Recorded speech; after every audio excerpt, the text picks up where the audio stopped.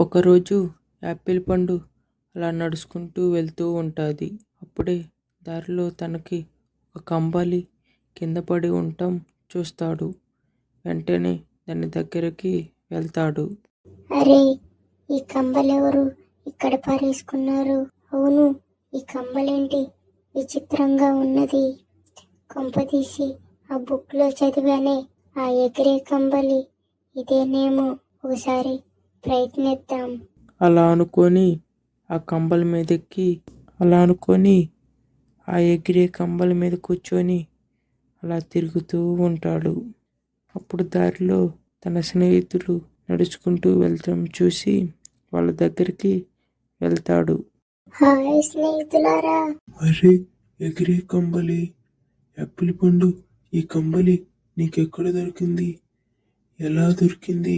ఏంటి దొరకటమా? ఈ కంబలి నాదే, మా నాన్న తీసుకొచ్చాడు. మమ్మల్ని నీ కంబలి మీదకి ఎక్కించుకుంటావా? ఏంటి, మిమ్మల్ని ఈ కంబల మీదకి ఎక్కించుకోవాలా? అస్సలు కుదరదు. ఇలాంటి కంబల మీద నాలాంటి డబ్బున్నోళ్ళే ఎగరాలి, వీలాంటి పేదవాళ్ళు కాదు. సరే బాయ్, నేను వెళ్ళొస్తా. అలా వెళ్తూ ఉంటే దారిలో ఒక పెద్ద చెట్టు ఉంటుంది. చూసుకోకుండా వెళ్ళి దానికి గుద్దుకుంటాడు.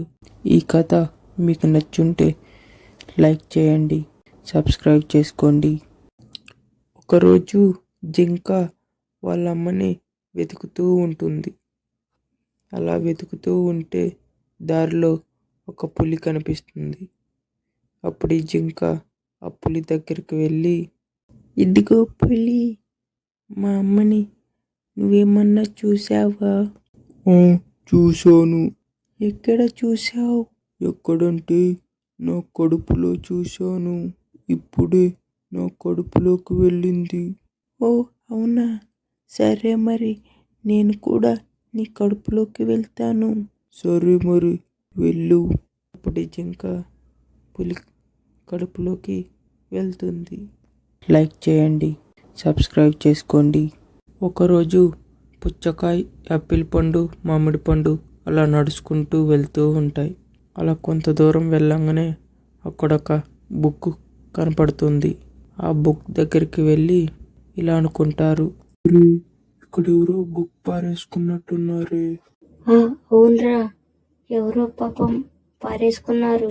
ఇప్పుడు ఏం చేద్దాం?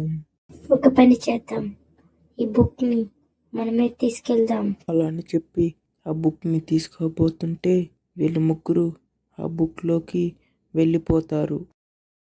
అరే, ఇదేమి చోటు? మనం ఇక్కడికి ఎలా వచ్చాం? అరే, ఆ బుక్ మనల్ని ఇక్కడికి పంపించాది. హే బుక్కు, నన్ను మా ఇంటికి పంపించు, లేదంటే నేను చింపేస్తా.